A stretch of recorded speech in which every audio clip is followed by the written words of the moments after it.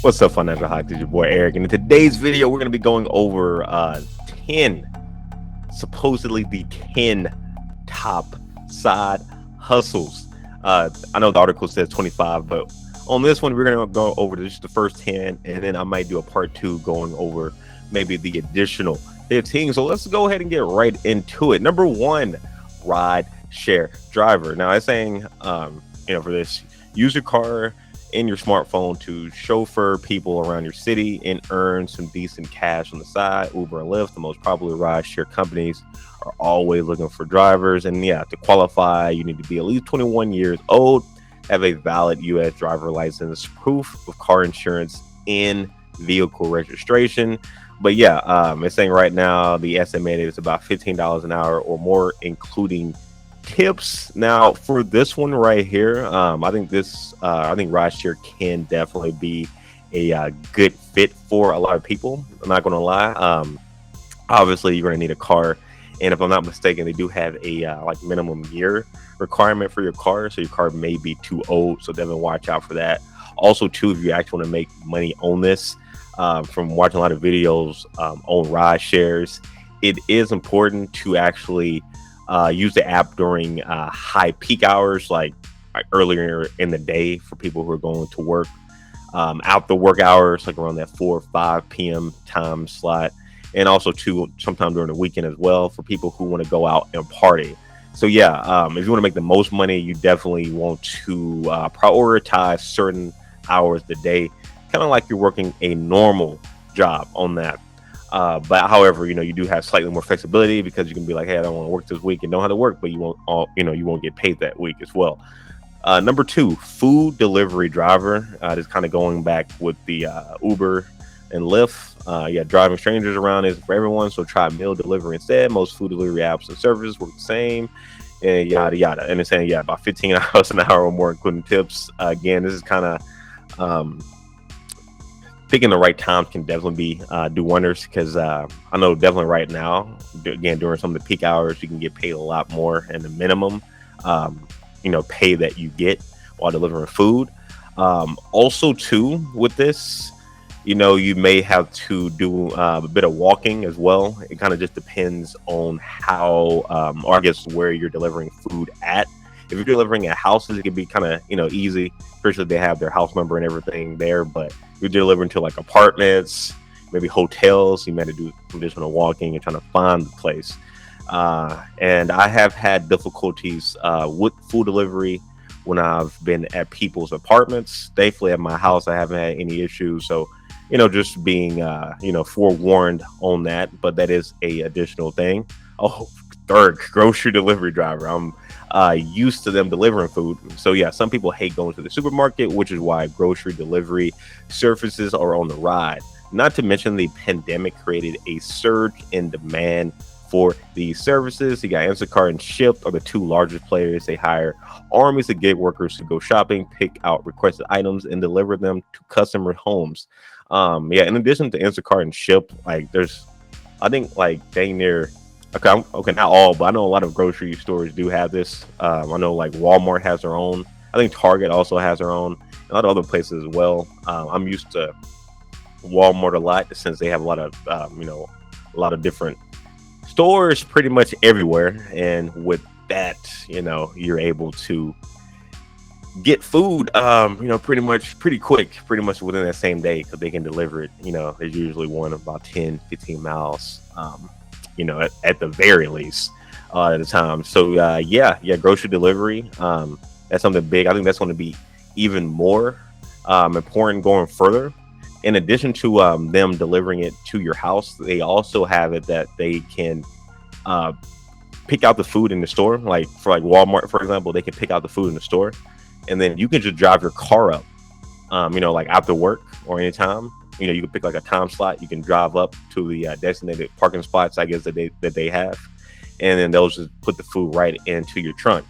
So yeah, that's an additional way you can get this too. So if you don't necessarily want them to deliver everything to your house per se, but maybe you're at work and you want to get a whole lot of food still, you can just still order, have it set, maybe like 30 minutes after you get out of work, go there, open up your trunk, put the food in, you can go back home with a whole lot of food. So it saves a lot of time. So yeah, that's another option as well. Package delivery driver. Okay, so a lot of these are deliveries and packaging for these side hustles that you can get into.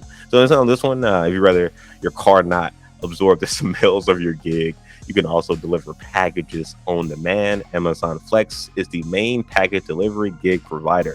You can find some package delivery gigs through Postmates or TaskRabbit as well, but those two apps encompass a host of other services. And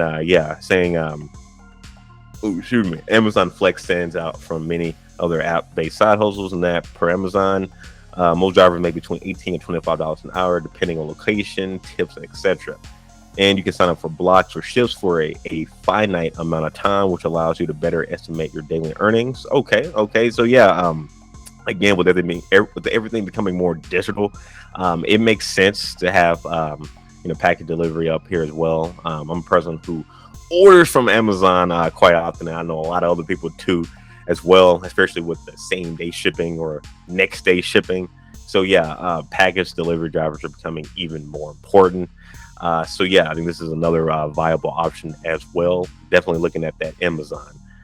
Next up, we have the general freelancer.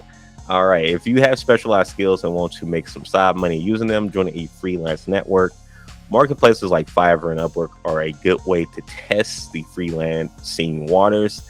The websites help you find gigs and connect with clients. This is something I've also talked about a lot on the channel before, on like side hustles you can do or other type of side businesses you can do. And you can put your work or put what type of services that you offer on like Upwork, Fiverr, etc., and make money. That's how I was able to build up my editing, being able to do like small edits on Upwork and to work my way up with clients. Also too, at one point I was doing like back in college, I was doing reviews for my indie music site, which ended up becoming like an indie music, independent film, pretty much anything independent.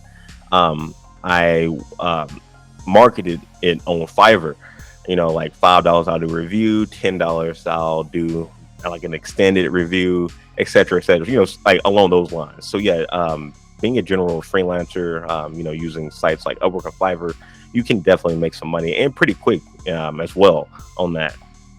6, freelance writer. Freelancing is sometimes synonymous with freelance writing. Sure, the general freelance marketplaces like Fiverr and Upwork content mills are decent places to start, but successful writers pivot out of them quickly and start pitching directly to publications and websites that they write for. Again, kind of going with the last one, you're doing freelancing. That makes sense if you're a writer. This is something you can look into. You can also look into writing for a lot of blog sites as well. A lot of people want new people for blogs. So, you can definitely find a lot on that. You can start out small with like indie ones, and then kind of just work your way up to like larger ones. 7, graphic designer. Becoming a successful graphic designer won't happen overnight. But if you have an artistic eye, creativity, the people skills to negotiate in Adobe Creative Suite, designing can be very lucrative. And graphic design is big as well. Again, you can market yourself on Upwork and on Fiverr, for example. You can also market to YouTubers. You can go to their settings or community page, and you should be able to find their email. They have it there, and then you can contact them like that. Twitch, you can also do it like that. Twitter, you can probably find people as well. There's a lot of different ways you can find people nowadays, and you can help them out with not only just like their cover art on YouTube, but like their thumbnails. You can also help out with like Twitch emotes, YouTube emotes, their branding, owns different social medias. There's a lot of different ways you can use graphic design. So yeah, that's something that's also big. 8, virtual assistant. Virtual assistants often handle administrative work like organizing workflows, scheduling meetings, and filing documents. But as this remote side hustle becomes more popular, higher level tasks are often part of the gig. Now, I haven't tried being a virtual assistant, nor have I hired a virtual assistant before, but this is something I have been interested in. I have seen a lot of other YouTubers talk about having virtual assistants and how that has helped out a lot. So if you guys feel like, working from home and also being an assistant, this may be something that you may look into. And again, it's saying you can look for gigs on Upwork, Fiverr, and other VA specific job boards. So yeah, that's something that you can definitely look into. They do get paid pretty well. Also, number 9, freelance social media manager. Okay, something I'm kind of familiar with as well. Small and medium-sized businesses now more than ever need to have an online presence, but many business owners simply don't have the time to keep up with their business pages on Twitter, Instagram, and Facebook, and it shows. And yeah, this is so true. Helping out other people with their TikToks, Snapchats, Instagram pages, YouTube pages, etc., can, oh man, it's fun, but it can definitely be a lot if you are the owner of all this. Like for me, for example, I know eventually I'm gonna have to get a freelance social media manager to help out with all of my like Twitter, Twitter, TikTok, and Instagram to kind of keep that flowing, keep that growing. Right now on Instagram, I think we're at like 33K. Pretty sure we can get that to 100K, especially if I had a social media manager handling all of that instead of me focusing on that and then all the other pages as well. This can definitely be key. Again, you can look at other people. Like you can look at your favorite YouTubers and see how their social media pages look. Contact them through email. That's how I've gotten in contact a lot, through my YouTube email, but also people might hit you up at DMs on Instagram. So that's something that you can do as well. Also Twitter, hitting them in the DMs that way if you want to help out with their social media page. If you see it's lacking, see it's not improving, you can go ahead and maybe make 3 or maybe make a week worth of posts that you think can help them out.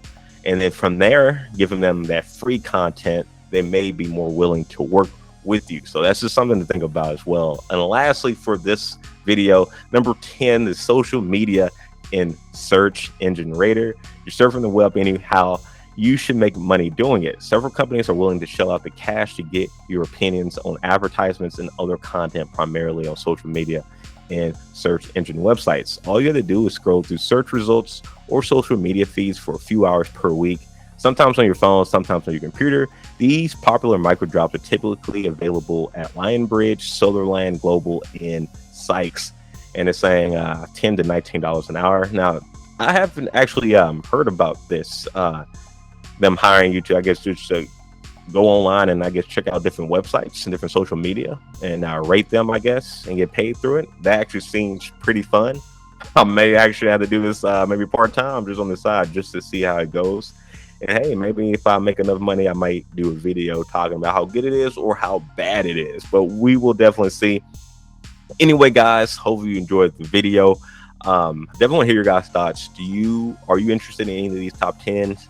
I guess if this video does pretty well, I may end up doing like a part 2, kind of going over the other 15 as well for the Sunday side hustle. Anyway, guys, if you haven't already be sure to hit that like button and subscribe, and I will be seeing you guys in the next video. Peace.